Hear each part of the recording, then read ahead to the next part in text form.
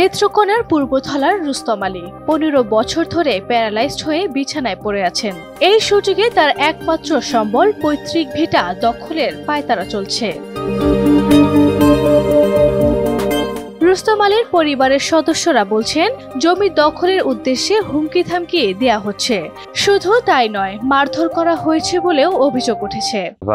15 বছর ধরে প্যারালাইসড রোগী পুরা রয়েছে, টাকার অভাবে চিকিৎসা করতে পারিনি। এই আমূলিক সন্ত্রাসীরা আয়া এই টাকা জমিয়ে তারা নিতে থাকা নেহাইরা তারা এই যুদ্ধ করলে তারা দোষে দেয়া দিতে তারা কোটা উগড়ে গাছ বেড়ে উগড়ে তারা নিতে থাকা সব জমি প্যারালাইসিস রোগী আর কি।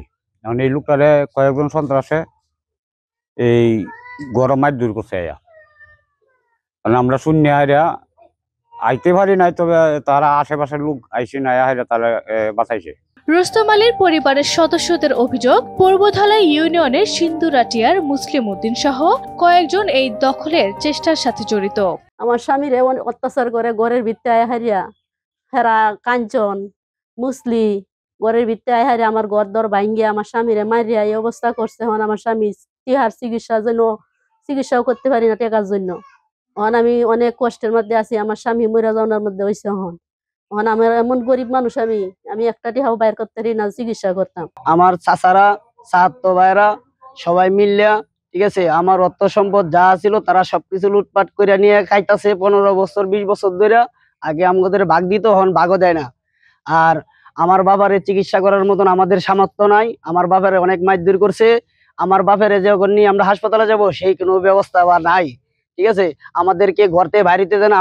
এই বিষয়ে অবগত এলাকাবাসীরাও। স্থানীয় বাসিন্দারা বলছেন, মুসলিম সহ তার দলবল জমি দখলের চেষ্টা করছে। ওর উপরে সন্ত্রাসীরা আয়া হলে জোরপূর্বক ভাবে অনেক আঘাত করছে। আমার ভাই 15 বছর ধরে প্যারালাইসড রোগী, করতে পারে না, ছুটতে পারে না। আজ কালী ঘরের মধ্যে আয়া অনেক মারধর করছে। আজ আমার ভাই বই ব্যথা দম আটকে গেছে, রাও করতে পারে না, কথা বলতে পারে না, চিকিৎসা নাই, টাকা নাই, কোনো কিছু নাই। তার একটুক জায়গা এটা গ্রামের 5 জন আয়া তারে বাইর করিয়া দিয়া গেছি।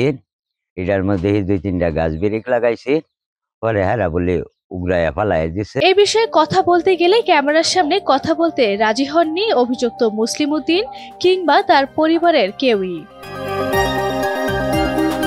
এই বিষয়ে পূর্বধলা থানার সাব ইন্সপেক্টর ফিরোজ আলম তদন্ত করে প্রয়োজনীয় ব্যবস্থা গ্রহণের আশ্বাস দিয়েছেন।